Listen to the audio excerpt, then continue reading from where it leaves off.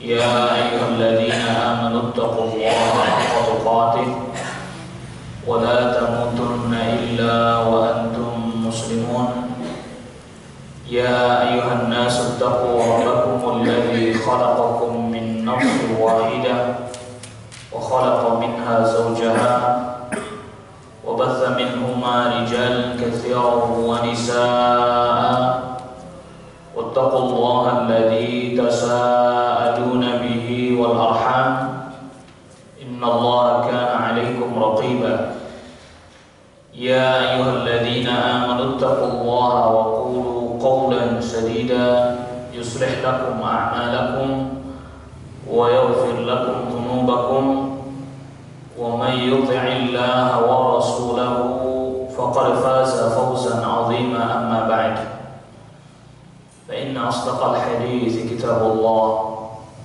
وخير الهدي هدي محمد صلى الله عليه وسلم وشر الأمور محدثاتها وكل محدثة بدعة وكل بدعة ضلالة وكل ضلالة في النار. معاشر الحاضرين jamaah yang mudah-mudahan kita semua selalu dirahmati oleh Allah Subhanahu wa taala. Alhamdulillah, pada pagi hari yang berbahagia ini kita masih diberikan oleh Allah Subhanahu wa taala berbagai macam kenikmatan. Nikmat yang tentunya apabila kita berusaha untuk menghitung-hitungnya, maka kita tidak akan pernah bisa menghitungnya dengan teliti dan juga menyeluruh. Itu yang Allah Subhanahu wa taala firmankan, wa in ta'uddu ni'matallahi la tuhsuha. Kalau seandainya kalian tidak menghitung-hitung nikmat Allah, maka kalian tidak akan pernah bisa menghitungnya dengan teliti, terperinci, apalagi sampai menyeluruh, tidak akan pernah bisa. Maka kewajiban kita sebagai hamba Allah adalah terus-menerus memuji Allah Subhanahu wa taala, terus-menerus menyanjung Allah Subhanahu wa taala, terus-menerus mengagungkan Allah Subhanahu wa taala, dan itu adalah merupakan ibadah. Itu adalah merupakan ibadah yang kita diperintahkan untuk mengerjakannya. Salawat serta salam semoga selalu tercurahkan kepada Nabi kita Muhammad sallallahu alaihi wasallam, terlimpah juga kepada keluarga beliau dan kerabat serta kepada seluruh sahabat radhiyallahu anhum ajmain. Masyaallah hadirin jamaah sekalian yang mudah-mudahan kita semua dirahmati oleh Allah Subhanahu wa taala. Pembahasan yang akan kita bahas pada pertemuan kita di pagi hari ini adalah pembahasan tentang penyakit hati dan juga obatnya. Ini pembahasan adalah pembahasan yang tentunya setiap mukmin, setiap muslim membutuhkan perhatian terhadap pembahasan ini. Kalau terkait dengan fisik, terkait dengan badan saja, kita begitu perhatian tentang kesehatan badan kita, kesehatan fisik kita, kesehatan tubuh kita, kita begitu perhatian. Ada sakit sedikit, ada merasakan gak nyaman sedikit, itu langsung kita cari sebabnya, kita cari tahu apa penyebabnya, lalu kemudian kita pun bersegera bertanya dan berkonsultasi apa obatnya. Namun hati kita ketika kita mengalami satu keadaan, kondisi tertentu, kadang kita nggak langsung cari tahu ini kenapa, ini ada apa, ini penyebabnya.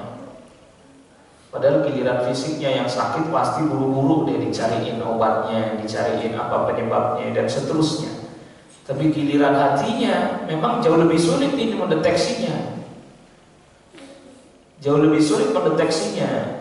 Kenapa demikian? Karena amal al-qulub, amalnya hati itu jauh lebih banyak dibandingkan amalan fisik kita. Amalan hati, pekerjaannya hati jauh lebih banyak dibandingkan pekerjaan fisik kita. Fisik kita bisa sakit karena gerakan tertentu, atau karena makanan tertentu, atau karena ada sesuatu yang mestinya dikeluarkan namun tidak dikeluarkan. Jadi 3 itu. Karena pekerjaan-pekerjaan tertentu atau perbuatan-perbuatan tertentu yang memang melampaui batasannya, atau masuk makanan tertentu yang juga melampaui batasannya, atau sesuatu yang mestinya dikeluarkan tapi nggak dikeluarkan. Itu penyebab sakitnya badan, penyebab sakitnya fisik. Nah, adapun hati ini aktivitasnya jauh lebih banyak lagi, jauh lebih banyak, melebihi daripada aktivitasnya badan. Bahkan jauh lebih banyak melebihi aktivitasnya lisan. Badan kita sama lisan kita ini aktivitasnya banyakkan lisan. Berapa kata kita produksi dalam waktu yang singkat, berapa banyak kalimat yang keluar dalam waktu yang singkat. Buktinya kalau kita lagi habis salat fardu, diperintahkan zikir, baca tasbih, baca tahmid, baca takbir, disempurnakan dengan la ilaha illallah wahdahu la syarika lahu lahul mulku wa lahul hamdu wa huwa ala kulli syai'in qadir. 100 kali sekali duduk sebentar selesai. Tapi kita suruh sholat 100 rakaat, gak bakalan sanggup kita. Sekali sholat 100 rakaat itu sanggup? Gak sanggup. Tapi kalau lisannya duduk zikir 100 kali, cepat nih selesai. Itu menunjukkan dia lebih banyak lagi aktivitasnya. Hati kita sudah berapa keadaan dia alami dalam waktu yang singkat. Sudah berapa keadaan dia alami dalam waktu yang singkat. Itu yang dialami oleh hati. Nah, dia bisa sakit. Ya, dia bisa sakit. Dia juga bisa, bahkan bisa sampai pada level yang membahayakan, kritis, bahkan sampai mati. Waliyadzubillah. Nasallallahu alaihi wasallam. Nah, terkadang perlu sama-sama kita ketahui bahwa terkadang perhatian kita terhadap hal itu menjadi begitu minim karena kita sebenarnya merasakan sudah hal yang tidak nyaman. Namun kemudian kita seringkali abaikan. Maka tentu kita teringat apa yang Rasulullah SAW sabdakan dalam hadisnya An-Nu'man ibn Bashir radhiyallahu anhu. Rasulullah SAW sabdakan, ala inna fil jasadi mudghah. Ala inna fil jasadi mudghah. Ingatlah, sungguhnya dalam tubuh kita ada mudghah. Kita sering terjemahin dalam bahasa kita, dalam bahasa Indonesia diterjemahin itu segumpal daging. Akhirnya kita bayangannya itu besar gitu. Padahal mudghah itu kalau dalam bahasa Arab adalah qadru ma yumdhahu bi, daging kadarnya sekerat sekali gigitan. Kecil ya, enggak gitu besar. Kalau dia baik, idza salahat salahal jasadu kullu. Kalau dia baik, maka seluruh tubuh jadi baik. Wa idza fasadat, kalau dia rusak, fasadal jasadu kullu. Rusaklah seluruh tubuhnya. Berarti akar penyakitnya ada di sini. Akar penyakitnya ada di situ, betul. Akar penyakitnya badan aja ada di situ berdasarkan hadis ini. Akar penyakitnya tubuh aja ada pada hatinya. Ada pada hatinya. Ada pada jiwanya. Ada pada batinnya. Terkadang disebut juga dengan an-nafs. Terkadang juga disebut dengan an-nafs, jiwa. Ya, sebenarnya dia juga. Tentu bukan daging yang seringkali kita datang ke dokter penyakit hati yang berarti adalah seperti penyakit itu masih penyakit zahir. Itu masih penyakit zahir. Tapi yang dimaksud adalah ini hati kita ini bisa memuat berbagai macam hal. Mau yang baik, mau yang buruk, masuk semuanya, direkam semuanya di dalamnya. Setiap keadaan dia akan memberikan respon yang berbeda, perasaan yang berbeda, keadaan yang berbeda. Dialah yang merasakan itu. Dialah yang bisa mengetahui itu. Bahkan dengan sebab dia sakit, maka anggota tubuh yang lain jadi sakit. Orang merasakan sesuatu gak jadi lagi nikmat, gak jadi lezat, disebabkan karena dia lagi sakit. Orang tidak bisa lagi mendapatkan kenikmatan dalam beribadahnya, dalam menunaikan ketaatan, dalam membaca Al-Quran, dalam berzikir, karena dianya lagi sakit. Orang merasakan kegelisahan, ketidaktenangan, ketidaknyamanan karena dia lagi sakit. Bahkan bisa jadi orang akan menjadi begitu marahnya memuncak, bahkan meledak-ledak dan tidak bisa dikendalikan. Gak lain tidak bukan karena dia lagi sakit. Dia lagi sakit. Ini pembahasan di mana para ulama memang memberikan perhatian cukup serius dalam hal ini. Karena dia menjadi sebab kebaikan-kebaikan. Orang jadi bisa merasakan kenikmatan dalam hidupnya. Itu disebabkan hatinya ini sehat. Bukan karena hartanya yang banyak lagi berlimpah, tapi karena hatinya. Makanya para ulama sebutkan kebanyakan kita, kehidupan kita, hatinya itu ada pada 3 keadaan. Keadaan yang pertama adalah hati yang mati. Al-qalbul mayyit, hati yang mati. Na'udzubillah. Nasallallahu alaihi wasallam. Artinya hatinya mati ini nggak bisa berfungsi, nggak bisa respon apa-apa. Diberikan nasihat nggak berpengaruh. Diberitahukan tentang kebaikan, tetap dia tidak mau bangkit untuk menuju kepada kebaikan itu. Udah sama sekali nggak berfungsi. Iya, sama sekali nggak berfungsi, sama sekali nggak bisa merespon, tetap aja. Nah ini Allah Subhanahu Wa Taala banyak sekali memperumpamakan yang semisal seperti ini dikaitkan dengan orang-orang kafir. Orang-orang kafir itu diibaratkan punya mata, melihat juga enggak, punya telinga, dengar juga enggak, hatinya enggak berfungsi. Perumpamaan yang seperti ini yang Allah Subhanahu Wa Taala sebutkan seperti ini yang di banyak tempat Allah firmankan tentang hal ini. Iya. Misalnya di awal surah Al-Baqarah, "Alladzina kafaru sawa'un 'alaihim a'anzartahum am lam tunzirhum la yu'minun." Orang-orang kafir itu sama saja buat mereka, diperingatkan kepada mereka atau enggak kasih peringatan, mereka enggak bakalan beriman. Allah sudah tutup hatinya. Allah sudah tutup hatinya. Allah sudah tutup pendengarannya. Bahkan penglihatan mereka diberikan penghalang oleh Allah Subhanahu Wa Taala. Khatamallahu ala qulubihim wa ala sam'ihim wa ala absarihim ghishawah. Jadi Allah tutup. Artinya Allah tutup itu bukan berarti dia tidak lihat, dia lihat, dia dengar. Tapi dia tidak bisa mengambil pelajaran apa-apa. Hatinya juga nggak bisa mengambil pelajaran apa-apa. Dari apa yang dia dengar, dari apa yang dia lihat, dari apa yang dia ketahui, tidak bisa memberikan manfaat bagi dirinya. Allah tutup, mati hatinya. Na'udzubillah. Nasallallahu alaihi.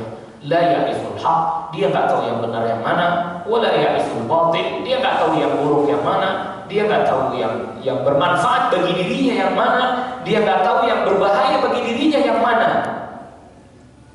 Maka seringkali kita dapati itu juga jadi pelajaran buat kita, bahwa kita tahu itu buruk tapi masih juga kita kerjakan. Kita tahu itu buruk dan itu adalah satu hal pelanggaran dan maksiat, tapi masih kita lakukan juga. Mudah-mudahan nggak masuk yang pertama ya. Yang kedua, kondisi yang kedua adalah hati yang sakit. Hati yang sakit, maksudnya hati yang sakit di sini bagaimana? Hati yang sakit itu dia masih ada kebaikan-kebaikannya, masih ada kebaikan-kebaikannya, tapi juga ada hal-hal yang memang buruk pada dirinya. Ya, yang buruk pada dirinya. Jadi gimana kalau begitu? Ya kadang dia terjerembab kepada hal-hal yang buruk, terkadang dia begitu terdorong kepada maksiat, kadang dia begitu menginginkan untuk melampiaskan apa yang dia inginkan tanpa melihat aturan-aturan Allah Subhanahu Wa Taala. Tapi terkadang di sisi lain dia juga beribadah kepada Allah, dia juga taat kepada Allah, dia juga mau membaca Al-Quran, dia juga mau berzikir, dia juga masih mau mendengarkan ilmu. Dia punya dua keadaan. Kadang begini, kadang begitu, kadang kepada yang baik, kadang cenderung kepada yang buruk. Nah, ini yang disebut dengan hati yang sakit, al-qalbul marid. Allah Subhanahu Wa Taala menyebutkan dia adalah bagian dari an-nafsul lawwamah. An-nafsul lawwamah. Al-lawwamah bisa berarti adalah al-mutaraddidah, yang masih kadang ke sana, kadang ke sini. Al-lawwamah bisa juga berarti alladzi yalumu sahibaha, yang dia mencela dirinya sendiri ketika dia jatuh kepada maksiat. Dia maksiat, dia kerjakan, dia jatuh, tapi dia nggak rela. Habis itu dia menyesal, kembali lagi, jatuh lagi, kembali lagi. Yang ketiga yaitu yang sehat, hatinya yang sehat. Bisa diartikan juga dengan an-nafsul mutmainnah, jiwa yang tenang, yang ketaatannya jauh lebih dominan dibandingkan maksiatnya, yang ketundukannya jauh lebih dominan dibandingkan penentangan dan pembangkangannya. Atau disebut juga dengan hati yang selamat. Ya, Allah Subhanahu wa taala mensifati orang yang seperti ini, disifati dengan hati yang selamat, yang Allah Subhanahu wa taala firmankan di surat Asy-Syu'ara ayat ke-88 89, yauma la yanfa'u malun wala banun illa man atallaha biqalbin salim. Pada hari itu, hari yang tidak bermanfaat, harta, anak-anak gak bermanfaat kecuali yang datang kepada Allah dengan hati yang selamat. Hati yang selamat. Hati yang selamat, selamat dari berbagai macam penyakit.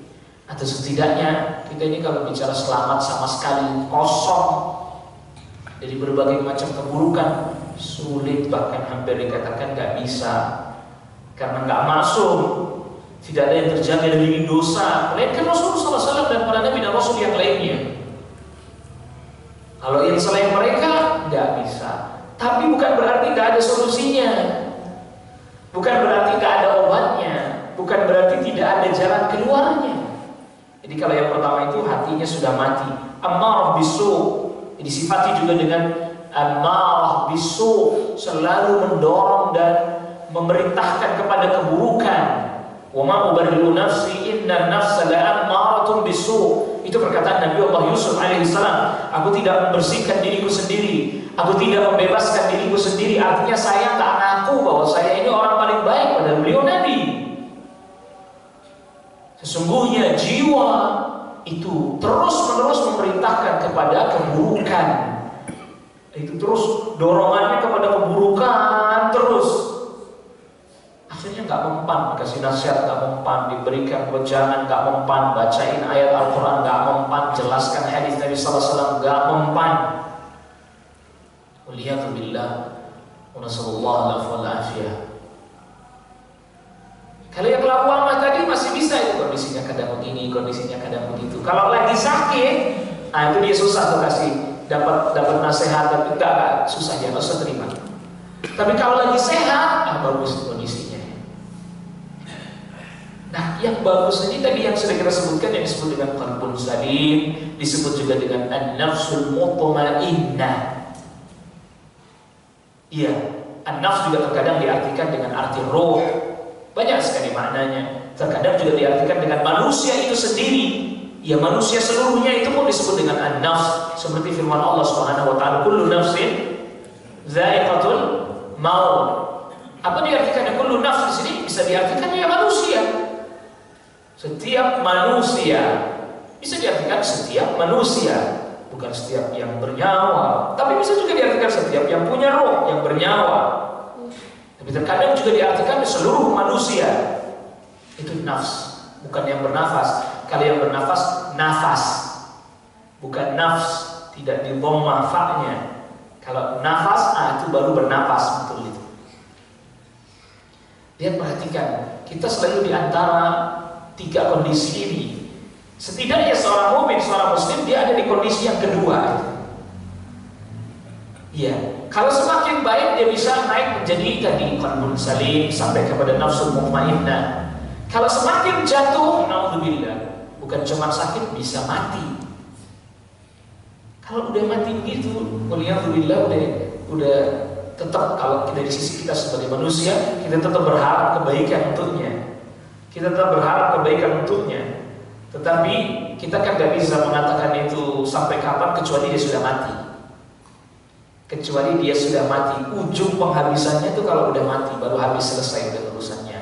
Maka Rasulullah SAW sampaikan innamal a'malu bil khawatim, amal itu lihat akhirnya, amal itu lihat penutupnya, amal itu lihat akhirnya. Ada orang kerasnya kayak apa, tapi kalau dia belum sampai kematian, kita nggak boleh berputus asa. Ini orang kayaknya udah kagak bakalan bisa dah ini, enggak, jangan. Ini orang udah nggak bisa, udah nggak mempan, jangan. Kita nggak tahu, kita nggak tahu. Maka Rasulullah SAW dan seluruh para nabi dan rasul, kendati pun Allah tadi firmankan orang kafir itu sama aja, kau beri peringatan atau enggak, dia nggak akan beriman. Tapi Rasulullah tetap dakwah kepada mereka. Allah Subhanahu Wa Taala yang tahu siapa orang yang memang sudah Allah tutup hatinya. Kita nggak tahu. Nah, kewajiban kita atau kewajiban manusia hanya berusaha untuk mengingatkan, berusaha untuk mengajak, berusaha untuk memberitahukan, berusaha untuk menginformasikan, berusaha untuk memberi ilmunya, dan seterusnya. Hanya itu aja. Hanya itu saja. Nah, kalau kita betul-betul perhatikan tadi, Allah firmankan dalam surat Asy-Syu'ara tadi, ayat yang ke-89, yang datang kepada Allah dengan hati yang selamat. Selamat dari apa? Setelah kita tahu kondisi hati kita itu sering berubah-ubah. Makanya nggak aneh di antara doanya Rasulullah SAW, terus beliau baca yang muqallibal qulub, tsabbit qalbi ala din. Ya Allah yang maha membolak-balikkan hati, karena dia cepat sekali berubah. Apalagi di zaman seperti sekarang ini, cepat sekali berubah. Oleh karena itu Rasulullah SAW mensabdakan dalam hadis yang sahih diriwayatkan oleh Imam Muslim, badiru bil a'mal, segeralah kalian mengerjakan amal-amal saleh, fitanan kaqita'in minal lailil mudlim, sebelum datangnya fitnah-fitnah seperti datangnya malam. Jadi malam itu kalau datang kan awal mulanya nggak terlalu gelap, lama-lama menjadi gelap. Makin ke belakang, berarti kita ini makin ke belakang makin gelap, makin banyak fitnahnya, makin banyak ujiannya, makin banyak keburukan yang dialami oleh kita ya. Maka disuruh segera. Sampai Rasulullah SAW sabdakan, saking begitu banyaknya fitnah menimpa kita, ada orang yang dia pagi hari masih mukmin, muslim, sore hari udah kafir. Yusbihur rajul mu'minan wa yumsi kafiran, yumsi mu'minan wa yusbih kafiran. Pagi hari mukmin, sore hari kafir, sore hari mukmin, besok ganti lagi jadi kafir. Begitu cepatnya hati berubah. Dan ini juga termasuk tanda-tanda di mana Rasul telah memberikan kepada kita bahwa di akhir zaman banyak sekali kesulitan-kesulitan fitnah yang akan dialami, sehingga kemudian keimanan menjadi lemah, sehingga kemudian hati mudah sekali berubah dan goncang. Maka orang pada saat itu pagi hari mukmin, sore hari kafir, sore hari mukmin, besoknya kafir, dan berubah-ubah seperti itu. Waliyadzubillah. Rasulullah SAW. Itu menunjukkan kondisi hati cepat kali berubah. Ya, baru saja tadi ini merasakan kebahagiaan, gak lama berubah Anda bisa sedih. Habis sedih langsung perlahan-lahan hilang, ganti lagi dengan yang lain. Dan terus seperti itu berubah, berganti-ganti, silih berganti. Maka tadi kita sudah sebutkan di awal bahwa pekerjaannya hati itu jauh lebih banyak, jauh lebih berat dibandingkan pekerjaan tubuh, bahkan dibandingkan pekerjaan lisan. Maka dia mudah sekali berubah. Pergerakan, kalau Anda lihat ada orang yang begitu lincah bergerak dari satu tempat, Anda lihat ada orang yang bugar sehat, pagi hari dia di sini, sore hari dia di sana, malam hari dia di sini, dengan berbagai macam aktivitasnya. Anda tanya berapa banyak perasaan yang dia sudah alami dalam satu hari itu, dia udah gak bisa sebutin. Ditanya berapa banyak kata yang sudah dia keluarkan dari lisannya, dia udah gak bisa sebutin. Dia sudah nggak bisa sebutkan. Kenapa? Banyak, saking banyaknya. Kalau badannya masih bisa cerita, saya kemarin di sini kerjain ini, saya kemarin di sana kerjain ini, saya kemarin di sini kerjain ini. Tapi lisannya berapa banyak kata, bisa jadi udah lupa. Apalagi perasaan yang dialami sepanjang hari itu, apa saja yang dia rasakan, dia udah susah nyebutinnya. Karena apa? Berubah-ubah. Orang tadinya senang berangkat, tiba-tiba di tengah jalan kena macet, langsung berubah kondisi hatinya. Kesel, nggak nyaman. tambah lagi bannya bocor, kesel lagi hatinya. Tiba-tiba ada orang yang bantuin dia, senang dia tuh udah berubah lagi. Begitu cepatnya perubahan-perubahan itu. Ini yang kenapa ini menjadi sebab kita betul-betul perlu memperhatikan kondisi hati kita, kondisi batin kita. Anda ketemu orang, hatinya lagi nyaman, lagi senang, kita juga senang ketemu sama orang itu, bincang sama orang itu, ngobrol sama orang itu, kita juga ikut kerasa nyaman. Kita ketemu orang lagi nggak nyaman tuh orang hatinya, apa yang kita rasain? Senang sama dia, ngobrol sama dia, mukanya aja udah cembetut bahasanya, cemberut aja. Gimana mau diajak bicara? Gimana mau diajak berbincang? Udah cemberut begitu. Baru kita satu kata, dia udah 10 kata. Kita ngomong baik-baik, dia nyolot, suaranya meninggi. Kondisi batinnya sedang tidak nyaman, kondisi hatinya lagi nggak nyaman. Berubah-ubah. Maka disebut dia oleh Allah Subhanahu Wa Taala sebagai jiwa yang tenang. Itu ketika dia stabil. Kalau toh marah dia mampu meredamnya. Kalau toh lagi sedih dia mampu mengembalikan stabilitas hatinya, mampu kepada posisi sabar dalam waktu yang cepat. Itu hatinya sehat, pulih. Makanya sebagaimana badan kita nih lagi bagus kondisinya. Lihat tuh anak-anak. Itu pulihnya lebih cepat dibandingkan kita karena udah menurun. Daya tahannya sudah menurun. Itu anak-anak itu main seharian, sakit panas, besoknya udah beberapa hari cepat sembuh. Kita coba bisa semingguan nggak selesai. Maka ketika hati itu kuat, daya tahannya bagus, datang tadi kondisi-kondisi yang sulit menghampiri, dia langsung bisa ditepis, dia langsung bisa ditolak, dia bisa langsung diperbaiki, recovery cepat sekali recovery-nya. Maka ketika Rasulullah SAW, buktinya ketika Rasulullah SAW melewati ada seorang wanita yang nangis di kubur anaknya yang wafat, dia nangis. Rasulullah SAW datangi, lalu kemudian Rasulullah SAW berikan nasihat kepadanya, wahai ibu, ittaqillah, takutlah engkau kepada Allah. Ya, bersabarlah engkau. Apa kata wanita itu? Ilaika anni, mikirkan. Innaka lam tusab bi musibati. Kamu ngomong begitu karena kamu nggak ngalamin apa yang saya alami. Dia nggak tahu itu Rasulullah SAW. Dia tidak tahu itu Rasulullah SAW. Engkau tidak mengalami apa yang aku alami. Kau sih enak aja ngomong suruh sabar. Situ kagak ngalamin. Bahasa kita ini begitu. Enak sih situ cuma ngomong doang. Yang ngerasain saya. Luar biasa. Rasulullah SAW dalam kondisi kayak gitu, saya pulang aja, santai aja terus pulang. Kalau kita udah kita balas lagi itu kan. Nasihat pakai dia marah-marah lagi, bukannya terima kasih. Langsung pulang aja udah nggak hiraukan. Tiba-tiba ada orang yang kasih tahu Bapak Ibu ini, Bu, tahu nggak tadi itu orang yang menasihati Anda itu siapa? Nggak tahu saya. Itu Rasulullah. Itu Rasulullah. Langsung dikejar itu Rasulullah SAW. Samperin ke rumahnya, ketok pintunya Rasul. Salam langsung menunggu. Oh ya ibu, ada apa? Maaf Rasul, saya nggak tahu kalau tadi itu Anda. Lalu bagaimana ibu? Sekarang saya sabar deh.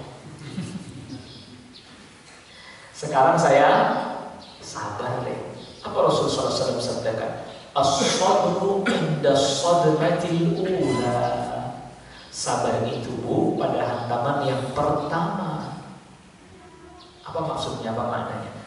Kalau Anda sedang kena musibah di hantaman yang pertama, musibah itu terjadi, lalu ada orang kasih nasihat kepada Anda untuk bersabar dan Anda mampu mengendalikan hati Anda lalu kemudian menjadi sabar, itu baru sabar yang sebenarnya.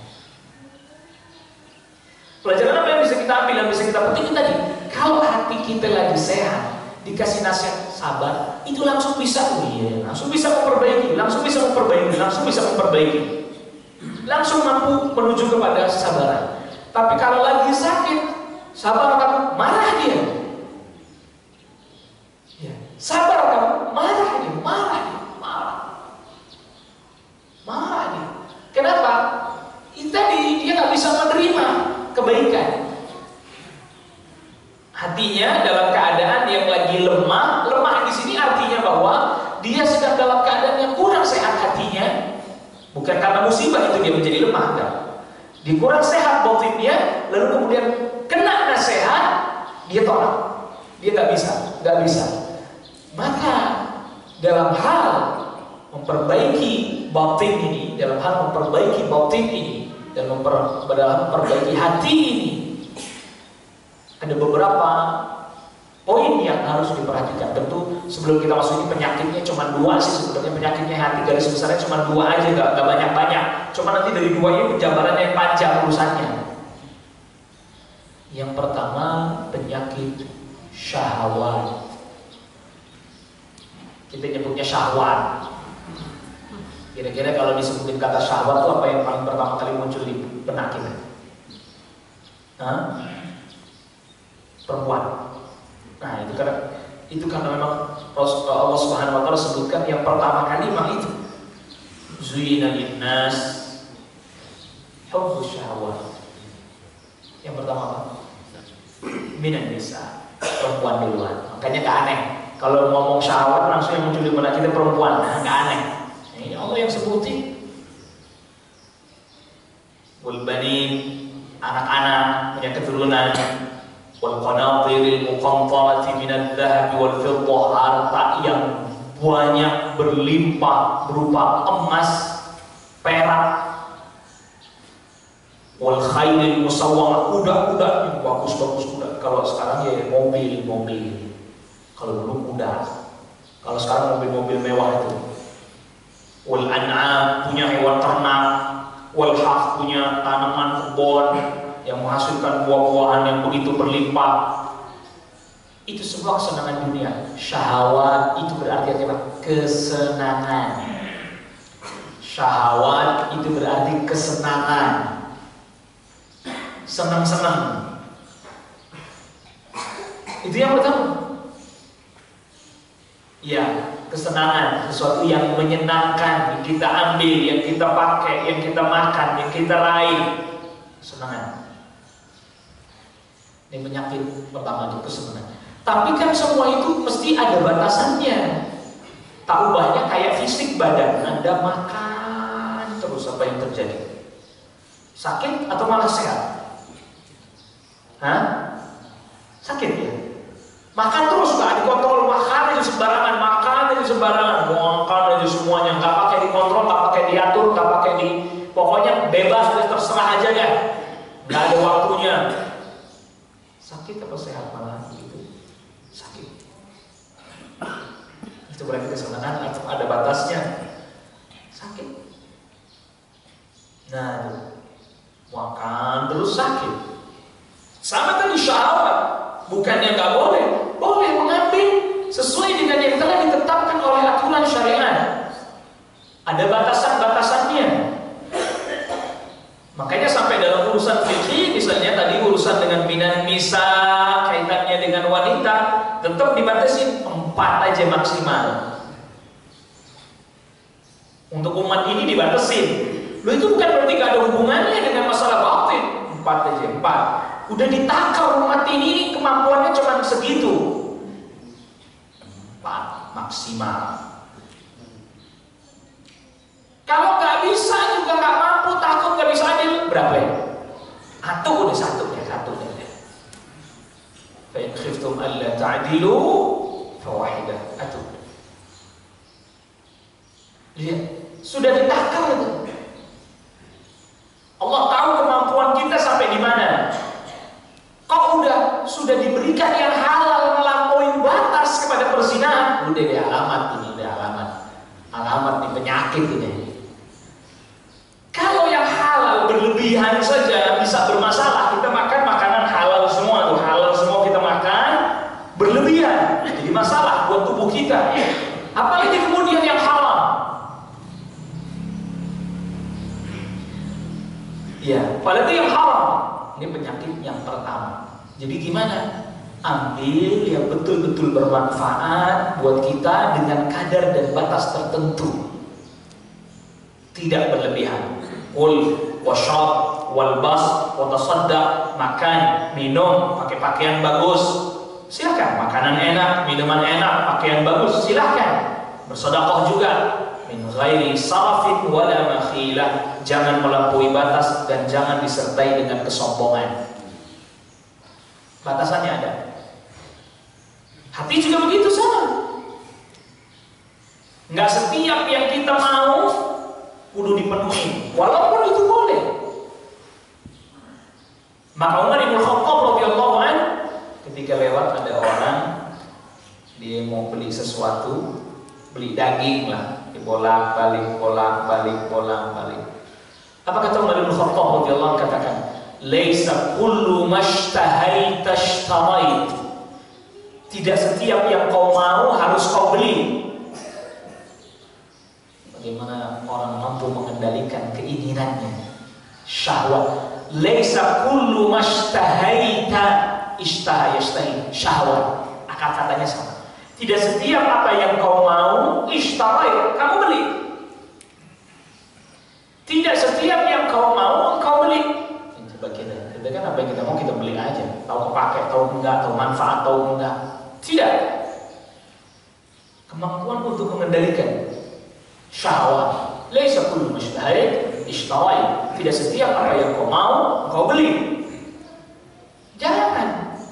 Itu lihat, itu terdapat pelajaran yang berharga terkait dengan tadi syahwat. Kalau sudah kelebihan, yang mubah saja berlebih, apalagi sampai naik level kepada yang makruh, diterjang. Mubah berlebih aja tak boleh. Mubah berlebih kan tak boleh, dimakan, minum, mubah berlebih nggak boleh. Jangan melampaui batas. Udah gak boleh. Naik, makruh diterjang. Udah alamat nyemplung ke haram nih, nyemplung ke haram. Lihat ya. Jadi syahwat, harta. Kalau hartanya berlebih, digunakan untuk sedekah. Jangan digunakan. Ini kan penyakit kita berhobi. Nurutin hobi, mentang-mentang duitnya lagi banyak, nurutin hobi. Mobil berjejer di parkiran kagak dipakai. Iya, dipakai paling sebulan sekali, dipanasi. Keluar, masuk lagi. Pajaknya mahal, harganya mahal. Buat apaan tuh mobil? Lihat, berlebih. Dia berlebih, dia kelebihan. Dia melampaui batas sudah. Jadi kan kalau sudah begitu, sudah berlebih. Ya, makanya tadi yang mubah ada batasannya. Penyakit yang pertama ini.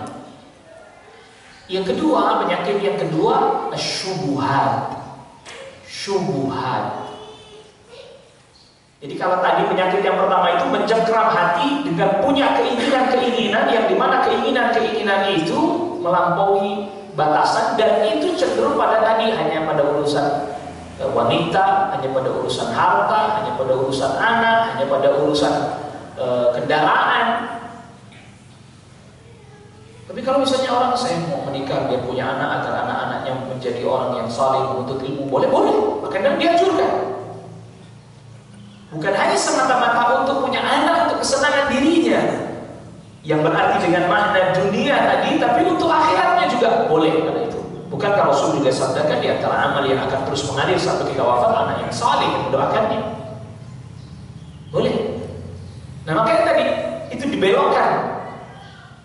Yang kedua asyubuhat. Asyubuhat ini kalau bahasa untuk tubuh itu pokoknya segala sesuatu yang buruk untuk tubuh, mau virus kah, mau bakteri kah, itu syubhat. Artinya apa?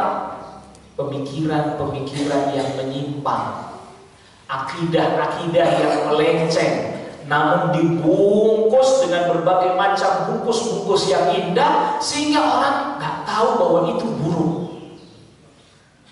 Ini jauh lebih sulit deteksinya ini yang syubhat ini. Kalau yang syahwat orang bisa deteksi, nah itu cuma dunia, ada nilainya itu kecil di hadapan Allah. Tapi yang syubhat rancu, bingung kenapa tadi. Ibaratnya tadi dia virus, dia bakteri, tapi bungkusnya bungkus yang bagus, yang baik. Dikira itu baik, dikira itu bagus, dikira itu bermanfaat. Masuk ke dalam hati, nancep, susah dicabut lagi. Makanya para ulama nasihatnya termasuk al-Imam Zahabi. Apa kata beliau? Al-qulubu dha'ifah, hati kita lemah.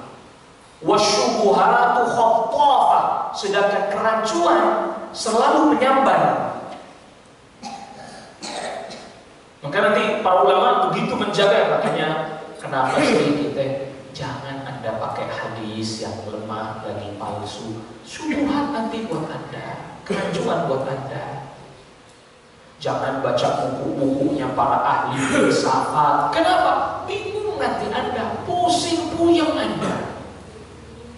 Jangan baca buku-buku yang ditulis oleh orang-orang yang memang akidahnya menyimpang dan seterusnya. Kenapa? Bahaya buat hati Anda. Kalau itu sudah tertancap dalam hati, nyambungnya susah. Kalau dia sudah tergores dalam hati, goresan. Anda tahu mobil itu ada orang pakai paku, gores mobil Anda, jeret, ngilanginnya susah.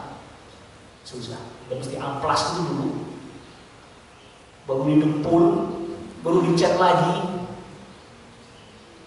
ngamplasnya dulu untuk ngilangin bekas goresannya biar rata lagi. Apalagi hati yang tergores, syubhat. Iya, syubhat. Dan kita jelasin simpul-simpulnya ya Pak ya. Jelasin simpul-simpulnya. Kalau mau rincian-rinciannya bisa jadi kitab berjilid-jilid itu. Kita jelasin simpul-simpulnya. Kata kuncinya. Itu syubhat. Hari ini berbagai macam syubhat melintas. Dengar ini, kita lihat itu, dengar begini, dengar begitu. Berbagai macam syubhat kerancuan. Ada orang yang perolok-olok agama, ada orang yang melecehkan Islam, tapi dengan bumbu-bumbu yang beranggapan seakan-akan bumbunya itu membela Islam. Uyang dia, bingung, syubhat. Yang ini bilang begitu, yang ini bilang begini, mana yang benar nih? Syubhat. Bingung. Siapa yang mau didengerin? Bingung. Mengalami kondisi seperti itu kita alami. Hati kita mengalami kegelisahan, gundah. Mana yang mesti saya ambil? Mana yang mesti saya ikuti?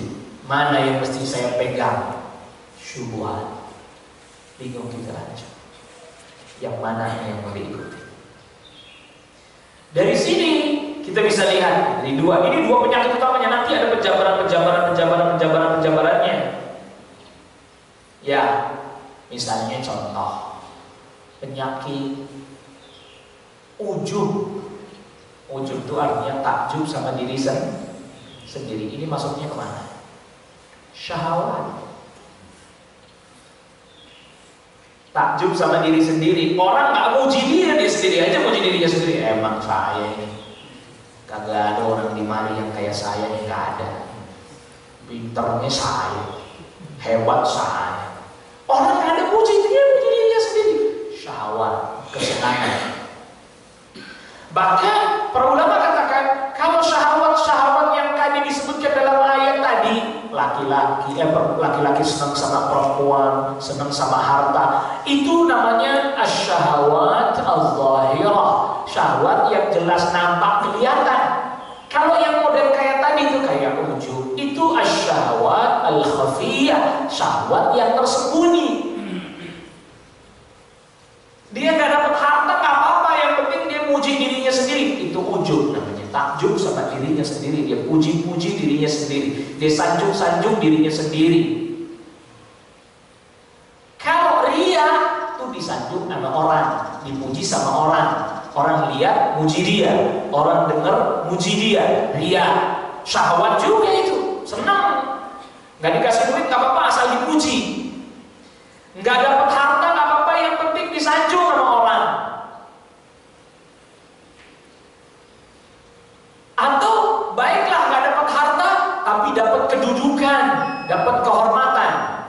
Dapat kehormatan yang dimaksud di sini dipandang sebagai orang yang terhormat di tengah-tengah manusia. walaupun kagak punya pangkat jabatan, jadi Pak Lurah kagak, jadi RT enggak, jadi RW enggak, cuman dianggap tokoh masyarakat, seneng. Tokoh masyarakat kan gak ada jabatannya ya Pak ya, gak ada dalam struktur, gak ada, tapi dibilang tokoh masyarakat, seneng luar biasa. Tapi kalau orang gak menokohkan dia gak seneng. Itu gak usah dikasih harta, gak usah dikasih harta, gak usah dikasih duit, gak usah dikasih jabatan, ditokohkan udah seneng. Itu namanya hubbul jah, cinta jah, kedudukan, walaupun gak punya pangkat. Kalau riasa, hubbul riasa itu pengen punya pangkat, struktural. Jadi lurah kah, jadi RT kah, jadi RW kah, jadi camat kah.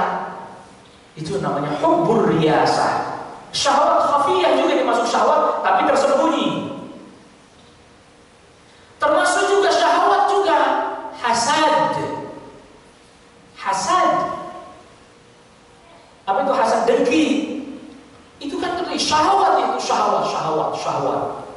Kenapa mesti dia sih? Kenapa bukan saya? Emang dia siapa? Tidak senang kalau umpamanya orang lain mendapatkan nikmat. Bahkan naik levelnya, dia pengen nikmat itu hilang dari orang itu. Itu bahaya udah itu kalau udah levelnya begitu. Jadi itu ada beberapa level hasad juga. Yang pertama, pokoknya gak seneng aja orang itu dapat nikmat, sama sampai di situ. Yang kedua, dia juga pengen dapat nikmat yang sama dengan yang dia punya, bahkan kalau perlu lebih. Level yang tiga, orang itu hancur, saya aja yang seneng. Ini udah akut. Udah akut kalau begini. Pengennya orang itu hancur, saya doang aja yang seneng dan sukses. Dia hancur.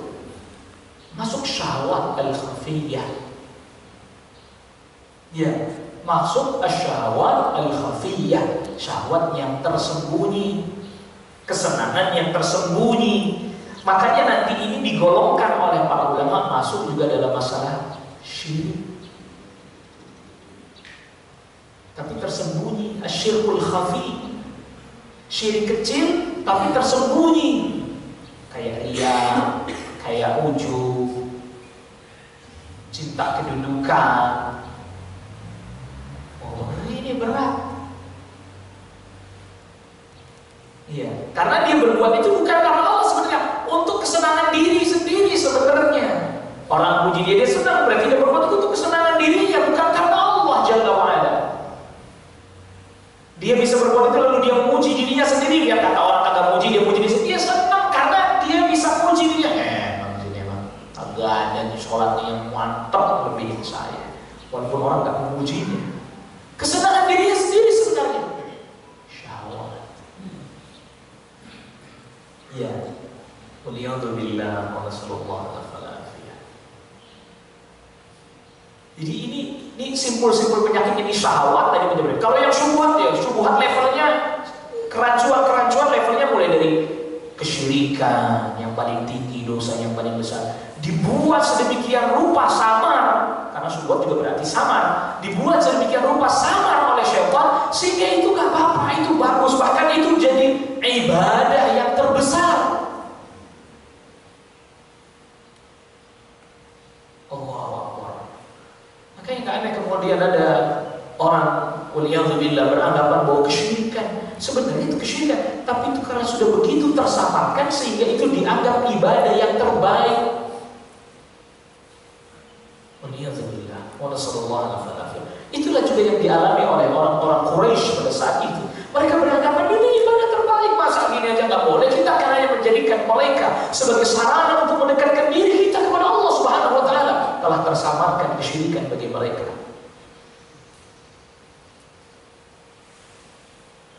Sehingga kemudian akhirnya itu dianggap kebaikan, kesyirikan.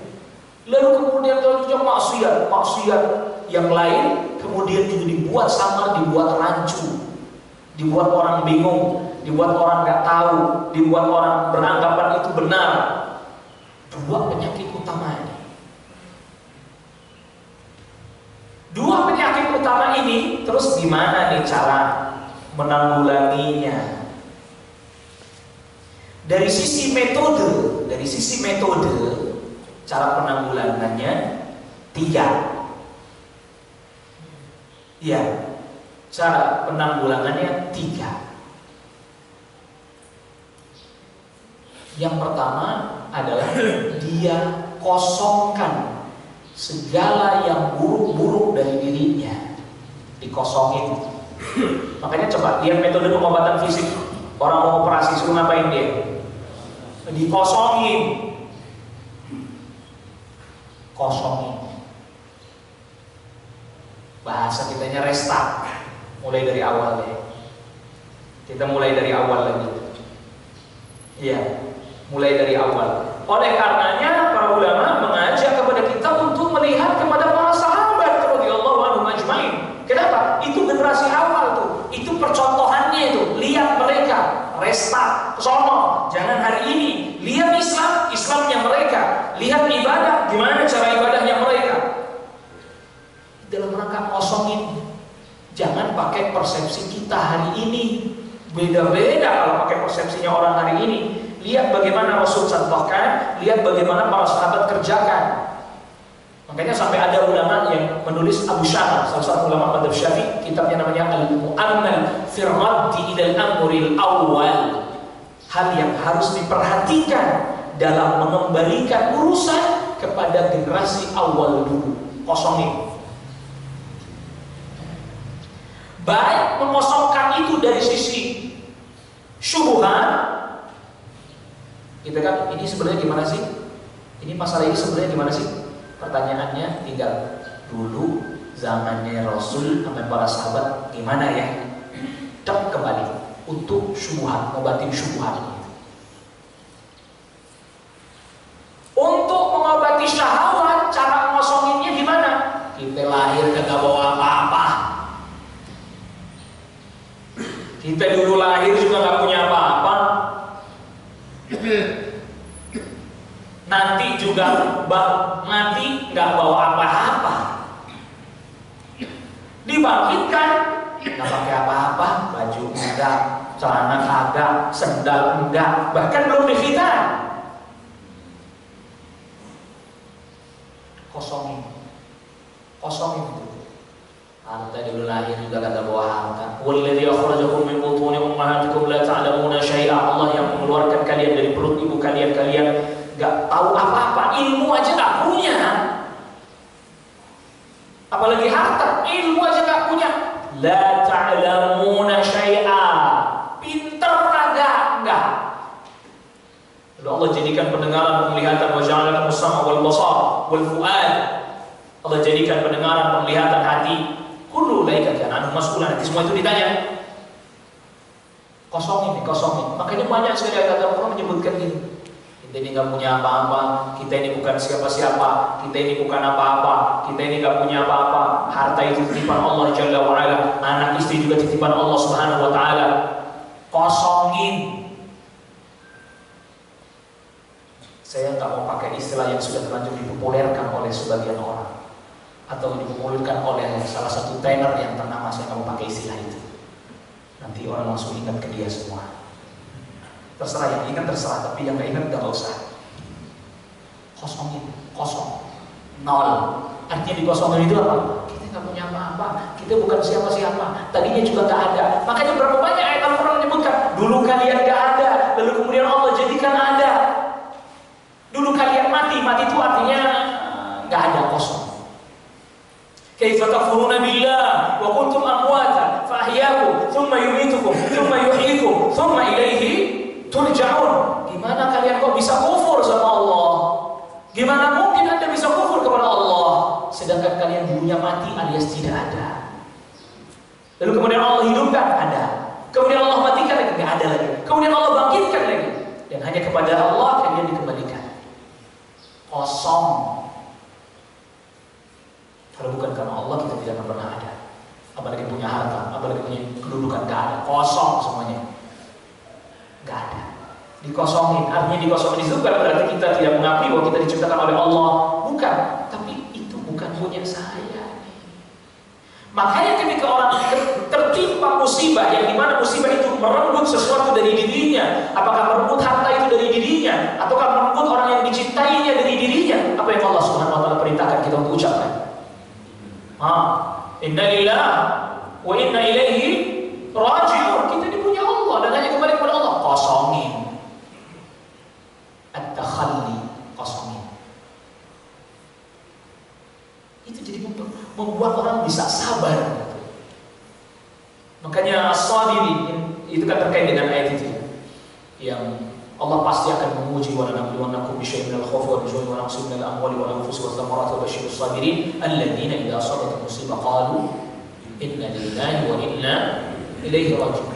Dia bilang begitu karena memang udah pasrah, udah diserahkan kepada Allah, dikosongin. Artinya dia tidak lagi memberatkan sesuatu yang terlepas dan hilang dari dirinya. Kita ini punya Allah. Sebagaimana Rasulullah SAW pernah katakan kepada Zainab putrinya ketika anaknya Zainab hendak wafat. Rasulullah SAW kalimat takziahnya Rasulullah SAW, inna lillahi ma'ata wa lahu ma'akhad wa kullu syai'in indahu ila ajalin musamma faltasbir wal tahtasib. Sesungguhnya Allah yang beri, Allah juga yang ambil. Itu punya Allah. Anakmu punya Allah, Allah yang beri, Allah yang ambil. Segala sesuatu yang ada padamu telah Allah tetapkan batas waktunya. Bersabarlah dan berharap pahala. Seringkali makanya ayat Al-Quran menjelaskan bagaimana asal usul kita biar kita bisa restartnya. Oh iya dulu, mulai iya dulu juga itu sekarang gini ya Allah pasti. Yang kedua, kalau udah dikosongin itu dirinya, yang kedua diapain? Yang buruk-buruk dibuang. Ya, yang ada numpuk. Makanya di badan tuh numpuk tuh racun-racun, toksin segala macam suruh buang dulu. Obat gak bakalan mempan kalau racunnya belum dibuang. Anda konsumsi obat sebanyak-banyaknya untuk obatin penyakit tubuh badan, tapi racun di badan kagak dibuang, apa yang terjadi? Apa yang terjadi?